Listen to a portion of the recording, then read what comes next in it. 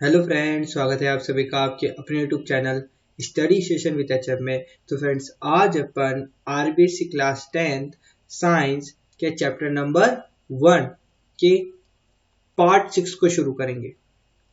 Chapter number first का नाम है रासायनिक अभिक्रिया एवं समीकरण। उसके पार्ट 6 को शुरू करेंगे।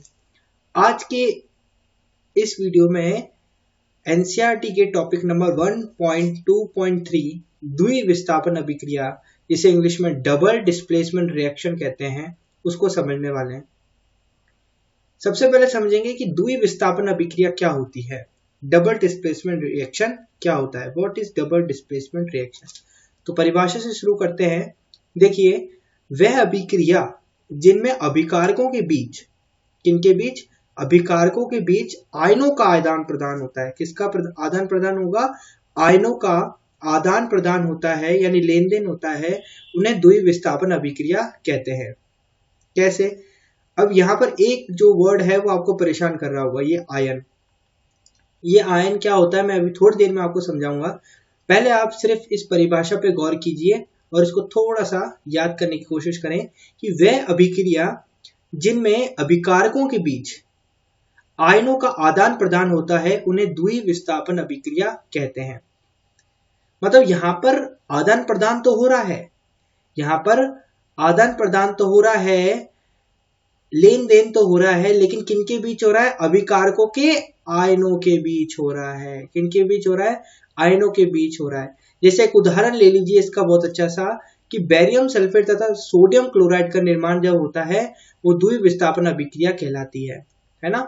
ये उदाहरण जो है वो द्विविस्थापन अभिक्रिया का है, और द्विविस्थापन अभिक्रिया से रिलेटेड जो सवाल आएगा वो इससे बाहर, जो मैं आपको पढ़ा रहा हूं उससे बाहर नहीं आएगा।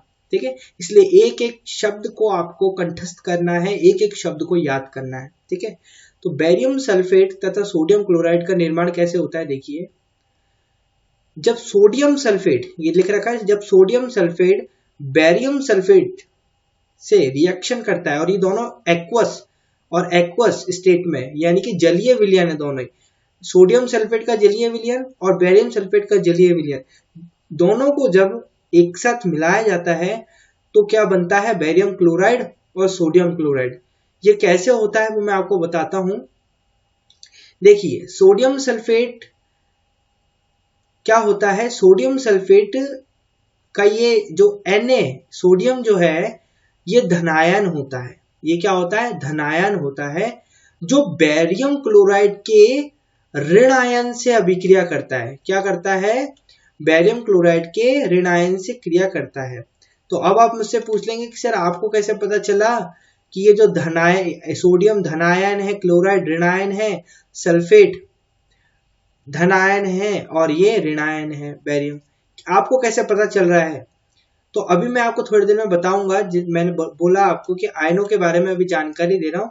मैं आपको बता रहा हूं सबसे पहले कि द्विविस्थापन कैसे है। द्विविस्थापन मतलब होता है दो विस्थापन, है ना। मतलब अभिकारकों में दो आयन जो हैं वो विस्थापित होंगे। जैसे कि ये वाला Na जो है ना, Na किसके साथ अभिक्रिया कर रहा है भैया? Cl के साथ। ठीक है, और यहाँ पर जो सल्फेट है वो बेरियम के साथ क्रिया कर रहा है। तो दो एरो बन गए, है ना, दो एरो बन गए। तो यहाँ पर बन गया बेरियम सल्फेट, यहाँ तो क्या बन गया? बेरियम सल्फेट, और यहाँ बन गया सोडियम क्लोराइड। ये इस तरीके से यहाँ होगा, बेरियम सल्फेट होगा यहाँ पर, है ना, यह क्लोराइड लिख रखा है, यहाँ बेरियम सल्फेट होगा, ये उल्टा हो गया, ये इधर आएगा और ये इधर आएगा। ठीक है, इसको थोड़ा आप ध्यान देंगे। बेरियम सल्फेट ये है और बेरियम क्लोराइड ये वाला है। ठीक है, तो ये चीजें क्या है मैं आपको समझा देता हूं। वापस से एक बार आपको परिभाषा पढ़ाता हूं, देन उसके बाद अपन आगे बढ़ेंगे, आयनों के बारे में समझेंगे कि आयन क्या है। वह अभिक्रिया जिनमें अभिकारकों के बीच आयनों का आदान प्रदान होता है। किस तरीके से होता है वो अपन ने अभी समझा, उन्हें द्विविस्थापन अभिक्रिया कहते हैं। अब समझिए,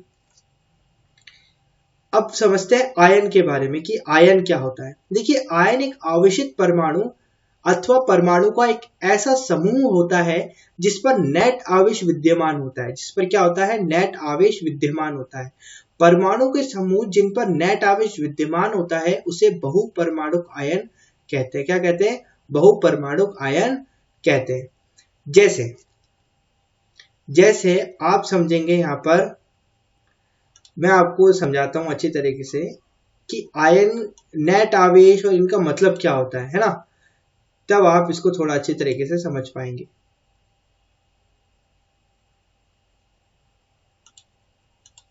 अब जैसे समझिए, हम परमाणु के बारे में बात कर रहे हैं। यहाँ पर जो परिभाषा कहती है वो स्पष्ट तौर पे कहती है कि आयन एक आवेशित परमाणु अथवा परमाणु का एक ऐसा समूह होता है। यहां तक कि देखिए आवेशित परमाणु, ये आवेशित परमाणु क्या होता है?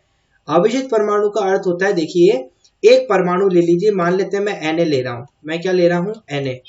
यह अभी उदासीन परमाणु है। इसका परमाणु क्रमांक क्या होता है? इसका परमाणु क्रमांक क्या होता है वो बता दीजिए मेरे को। इसका परमाणु क्रमांक होता है सर 11। कितना होता है? 11। अब इस 11 परमाणु क्रमांक का मतलब क्या है? इस 11 परमाणु क्रमांक का मतलब क्या है कि इस पर क्या होता है? प्रोटॉन जो होते हैं, क्या प्रोटॉन जो होते हैं वो भी 11 है, और जो इलेक्ट्रॉन होते हैं, जो इलेक्ट्रॉन होते हैं वो भी क्या है? 11 है। इसका मतलब सीधा सीधा ये होता है परमाणु क्रमांक। ठीक है, इतनी बात समझ में आई। Na का परमाणु क्रमांक 11 होता है, और 11 होने का मतलब है कि प्रोटॉन 11 है और इलेक्ट्रॉन 11 है। ठीक है, अब क्या होता है इसके अंदर? अब क्या होता है इसके अंदर? ये जो 11 परमाणु होते हैं ना, वो कुछ इस तरीके से व्यवस्थित होते हैं। ये कुछ इस तरीके से व्यवस्थित होते हैं। 2 8 और 2 8 और 8 और 2 11 और एक बाहर की साइड में, ये इस तरीके से व्यवस्थित होते हैं। अब आप बोलेंगे सर ये कैसे लिखा आपने? तो इसे कहते हैं, 9th में हमने सीखा था कि किसी भी परमाणु के अंदर कोश होते हैं। क्या होते हैं? कोश होते हैं।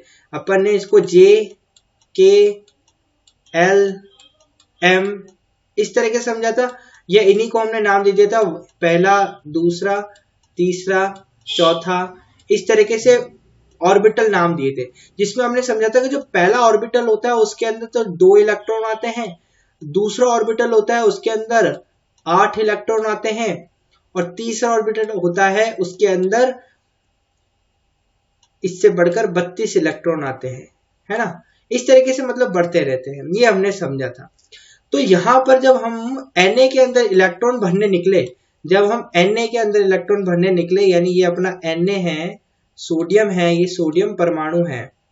ठीक है, इस सोडियम परमाणु के अंदर यहाँ कितने इलेक्ट्रॉन आएंगे भाई? यहाँ कितने इलेक्ट्रॉन आएंगे? इसके पहले कक्षक में तो 2 इलेक्ट्रॉन आ सकते हैं। ठीक है, इसके पहले ऑर्बिटल में 2 आ गए। अब दूसरे ऑर्बिटल में कितने आएंगे? 8। तो ये लीजिए 1 2 3 4 5 6 7 और ये 8।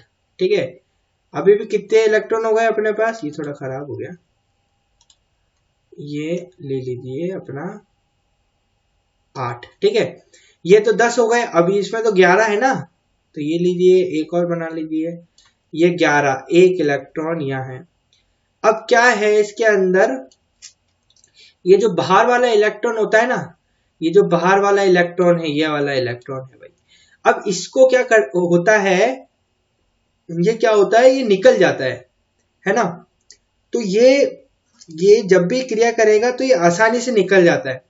तो ये आसानी से जब रिलीज हो जाता है, उत्सर्जित हो जाता है, हट जाता है, तो इसमें से इलेक्ट्रॉन घटा, यानी इलेक्ट्रॉन की संख्या कितनी थी यहाँ पर?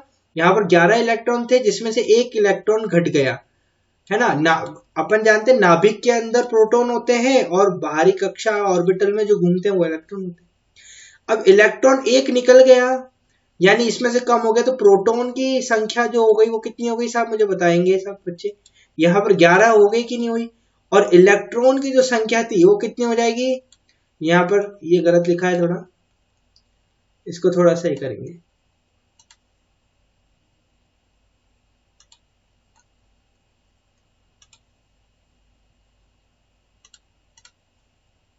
ये माइनस है, ठीक है, इलेक्ट्रॉन पे माइनस होता है ना। और यहां पर हो गया इलेक्ट्रॉन की संख्या 10। तो यानी हमारा जो परमाणु होता है, परमाणु हो गया वो आवेशित हो गया, क्योंकि अभी उदासीन था। अभी दोनों में 11-11 थे, अभी यहाँ पर भी 11 थे, यहाँ पर भी 11 थे, लेकिन जैसे ही इलेक्ट्रॉन बाहर निकला तो प्लस यानी धनायन यानी धन की जो संख्या थी वो कितनी हो गई, 11 हो गई, और ऋण की जो संख्या थी यानी माइनस की जो संख्या थी वो कम हो गई यानी 10 रह गई। तो जो n होता है, जो क्या होता है n होता है, इसकी ये धनायन होता है, और कितना कितना धनायन होता है, एक धनायन होता है, एक धन होता है। एक धन का मतलब क्या होता है, इसकी जो संयोजकता होती है वो तो एक ही होती है ना। और संयोजकता किस तरीके से, ये निकल गया ना, ये जब निकलता है तब जो परमाणु होता है उस पर आवेश आता है धन। समझ लेना इस बात को, मैं यहां पर समझा रहा हूं आपको। जब भी किसी परमाणु है, मान लो Na है, इस परमाणु में से निकला तो इस परमाणु पर आएगा आवेश धन। और अगर किसी परमाणु, ये कोई परमाणु है, ठीक है, इस परमाणु पर किसी प्रोटॉन जुड़ा, ये इलेक्ट्रॉन जुड़ा, इससे इलेक्ट्रॉन निकला और इसमें इलेक्ट्रॉन जुड़ा, है ना, तो क्या होगा, तो क्या होगा, ये जो हो जाएगा, ये कैसा हो जाएगा भाई, ये हो जाएगा ऋण आवेश। कैसा हो जाएगा, ये ऋण आवेश हो जाएगा। जितने इलेक्ट्रॉन निकलेंगे, मान लो यहाँ पर एक एक इलेक्ट्रॉन निकला था, यहाँ पर भी एक इलेक्ट्रॉन निकला, यहाँ एक इलेक्ट्रॉन निकला और यहाँ एक इलेक्ट्रॉन जुड़ा, तो जुड़ने में और निकलने में, निकलने पर धन होता है और जुड़ने में क्या होता है, ऋण होता है। ठीक है, इस बात को आपको समझना है। तो ये मैंने आपको समझाया आवेशित परमाणु। तो इसे ही जो जुड़ने और घटने की होती है, ये जो प्लस और धनायन आ गया, यही मैं आपको समझा रहा था। जैसे Na था तो इस पर प्लस आया, धनायन आ गया ना, प्लस क्यों आया, क्योंकि इसमें से एक इलेक्ट्रॉन क्या हुआ, एक इलेक्ट्रॉन क्या हुआ, निकला, तो एक निकला तो इसलिए यहां पर एक आ गया। यही होते हैं आयन, यही क्या होता है, आयन। अब अपनी परिभाषा पे मुड़ेंगे तो जान पाएंगे कि हम क्या समझा रहे थे। इसी तरीके से मैंने आपके लिए एक सुव्यवस्थित एक टेबल बना रखी है, जिसके अंदर मैंने महत्वपूर्ण, यानी आपकी कक्षा 10 से में इससे बाहर आयन पूछे ही नहीं जाएंगे, आपको बस इनको ध्यान में रखना है। जैसे आयन का नाम यहाँ दे रखा है भाई, यहाँ संयोजकता दे रखी सबसे पहले, है ना, कि कितने इलेक्ट्रॉन निकले और कितने इलेक्ट्रॉन जुड़े, है ना। निकलेंगे तो धनात्मक आएगा और जुड़ेंगे तो क्या आएगा, ऋणात्मक आएगा। ठीक है, तो यहाँ पर सबकी एक बार संयोजकता दे रखी है। इसकी रेड कलर से जो तत्व लिखे हुए हैं उनकी संयोजकता 1 है, जो बैगनी रंग से लिखे हुए हैं वो 2 है, जो गुलाबी रंग से लिखे हुए वो 3 संयोजकता है उसकी। ठीक है, सब सोडियम, पोटेशियम और सिल्वर, Na+, K+, Ag+, इस तरीके का इनका संकेत है ना। तो इनकी संयोजकता आप देख रहे हैं, यहाँ पर प्लस आ रहा है, यहाँ पर प्लस आ रहा है, यहाँ पर प्लस आ रहा है, यानी ये इलेक्ट्रॉन एक त्यागा, इन्होंने एक इलेक्ट्रॉन त्यागा और धनात्मक आवेश आ गया इनके ऊपर, है ना। इसी तरीके से अधात्विक में देख लो आप, हाइड्रोजन, हाइड्राइड से ये देख लीजिए, ये अधात्विक तत्व होते हैं, इनके संकेत यहाँ लिख रखे हैं। बहुपरमाणुक आयन, यानी मैंने बताया था आपको, ये बहुपरमाणुक आयन। बहुपरमाणुक आयन मतलब क्या होता है, सिंगल एलिमेंट, जब 2 सिंगल परमाणु जो होते हैं ना वो जुड़ते हैं तब क्या होता है, ऐसे बनता है। जैसे अमोनिया, इसमें नाइट्रोजन एक परमाणु है और हाइड्रोजन एक परमाणु है, ये जुड़े भाई, इसके ऊपर नेट आवेश कितना है, प्लस है। अगर सिंगल सिंगल देखेंगे तो जो अपना ये नाइट्रोजन होता है, क्या होता है, नाइट्रेट या नाइट्रोजन जो होता है, इसके ऊपर 3 माइनस होता है, यहाँ देख लीजिए एल्यूमिनियम यहाँ पर, है ना। और हाइड्रोजन के ऊपर कितना होता है, 4 होता है, हाइड्रोजन के ऊपर 1 होता है। तो इस तरीके से यहाँ पर अमोनिया आ गया। हाइड्रोक्साइड ये दे रखा है। तो आपको ये पूरी टेबल आपको लर्न करनी है एक बार, ये पूरी टेबल आपको देखने की। सोडियम का जो आयनिक संकेत होता है ना, आयन होने के बाद, ये आयन जब बनता है तब कैसा दिखता है, ऐसा दिखता है। पोटेशियम जब आयनित होता है तब ऐसा दिखता है, सिल्वर जब आयनित होता है तब ऐसा दिखता है, मैग्नीशियम जब आयनित होता है तब ऐसा दिखता है। ये आपको मदद करेंगे आगे द्विविस्थापन अभिक्रिया में। देखिए किस तरीके से इस चीज को, द्विविस्थापन अभिक्रिया को अपन एक क्रियाकलाप 1.10 जो अपने एनसीईआरटी की बुक में है उससे समझते हैं। थोड़ा सा ध्यान देंगे, दे रखा है एक परख नली में 3 मिलीलीटर सोडियम सल्फेट का विलयन लीजिए। क्या करना है आपको, एक परख नली लेनी है, उसके अंदर 3 मिलीलीटर सोडियम सल्फेट का क्या मिलाना है, विलयन। किसका, सोडियम सल्फेट का, ध्यान दीजिएगा। फिर एक अन्य परख नली में 3 मिलीलीटर बेरियम क्लोराइड लीजिए। फिर अन्य परख नली में क्या करना है, बेरियम क्लोराइड लेना है आपको। क्या लेना है, बेरियम क्लोराइड लेना है। ठीक है, ले लिया। अब दोनों को क्या कर देना है, मिला देना है। देखिए चित्र के अंदर दोनों को इसने क्या करा, इसमें बेरियम क्लोराइड के विलयन युक्त परख नली है ये वाली, और ये ऊपर वाली जो है वो सोडियम सल्फेट के विलयन युक्त परख नली है। क्या करा इसने, इन दोनों को मिला दिया। मिलाने के बाद अभिक्रिया होगी, है ना। और मिलाने के बाद बोल रहा है कि आपने क्या देखा, तो हमने देखा, प्रेक्षण करेंगे हम। प्रेक्षण मतलब होता है ऑब्जर्वेशन, हमने क्या देखा, तो उसमें हमने देखा कि श्वेत रंग का निर्माण होता है जो जल में अविलय है। क्या हमने क्या देखा कि श्वेत रंग का निर्माण हुआ है भैया, श्वेत रंग का निर्माण हुआ है जो जल में अविलय है। अविलय का मतलब होता है मिला हुआ नहीं है। अब इसी से रिलेटेड एक क्वेश्चन आता है, वो मैंने यहाँ पर नोट में डाल रखा है, वेरी इंपॉर्टेंट क्वेश्चन है, सब अपनी नोटबुक में नोट करेंगे कि अवक्षेप किसे कहते हैं, कि अवक्षेप किसे कहते हैं। तो अवक्षेप क्या होता है, अविलय पदार्थ को अवक्षेप यानी प्रिसिपिटेट कहते हैं। अवक्षेप किसे कहते हैं, अविलय पदार्थ को। अविलय पदार्थ यानी जो घुलता नहीं है, जल के अंदर घुलता नहीं है, उसे अवक्षेप कहते हैं। फिर इसी से रिलेटेड एक क्वेश्चन आता है कि अवक्षेपण अभिक्रिया किसे कहते हैं, है ना। तो अवक्षेपण अभिक्रिया क्या होती है कि जिस अभिक्रिया में अवक्षेप का निर्माण होता है उसे अवक्षेपण अभिक्रिया कहते हैं, है ना। जिस भी अभिक्रिया में अवक्षेप का निर्माण होगा, प्रिसिपिटेट का निर्माण होगा, वही अभिक्रिया क्या कहलाती है, अवक्षेपण अभिक्रिया। तो ये जो अभिक्रिया है वो क्या अवक्षेपण अभिक्रिया है कि नहीं है। बेरियम, ये वाली जो अपन ने अभी देखी है, बेरियम क्लोराइड और सोडियम क्लोराइड की जो अभिक्रिया हुई है, ये वाली अवक्षेपण अभिक्रिया है कि नहीं है। यस, ये अवक्षेपण अभिक्रिया है, क्योंकि इसके अंदर ये बेरियम क्लोराइड है ना, ये अवक्षेप है। क्या है ये, बेरियम क्लोराइड क्या है, अवक्षेप। यहाँ पर भी गलती हो गई, थोड़ा ध्यान रखिएगा, यहाँ पर बेरियम सल्फेट आएगा, ठीक है। क्या होता है इसके अंदर, सीधे सीधे मैं बताता हूँ। उत्पाद जो बनता है वो क्या बनता है, देखिए Ba2+ होता है अपने पास, ये वाला जो Ba2+ होता है, देखिए इस चीज को मैं आपको बताता हूँ, थोड़ा समझेंगे। ये देखिए, ये जो बेरियम जो होता है, इसकी जो आयन होते हैं, इसके ऊपर धनायन होता है, 2 धन होता है इसके ऊपर, ठीक है। ये क्रिया करता है किससे, सल्फेट से। ये क्रिया कर देता है किससे, सल्फेट से, मतलब मिल जाता है, सल्फेट से मिलता है। और जब सल्फेट के साथ मिलता है तो अवक्षेप बन जाता है, BaSO4 यानी बेरियम सल्फेट बन जाता है। फिर क्या होता है, ये जो सोडियम होता है इसके ऊपर होता है एक धन। क्या होता है, एक धन। अब ये एक धन होता है भाई, तो ये किससे क्रिया करता है, क्लोरीन से। ये किससे क्रिया करता है, क्लोरीन से। तो ये दोनों क्रिया करके क्या बना देते हैं, NaCl यानी सोडियम क्लोराइड। ये एक्वस होता है, ये एक्वस स्टेट में होता है, ये सॉलिड स्टेट में होता है ना। तो ये आपको समझना है, ये 2 ही अभिक्रिया हैं जो आपको समझ, मतलब ये एक ही अभिक्रिया है, इसको आपको समझना है। और एक और इम्पोर्टेंट क्वेश्चन जो आपके आता है, ये आपको समझ में आ गया होगा मेरे ख्याल से।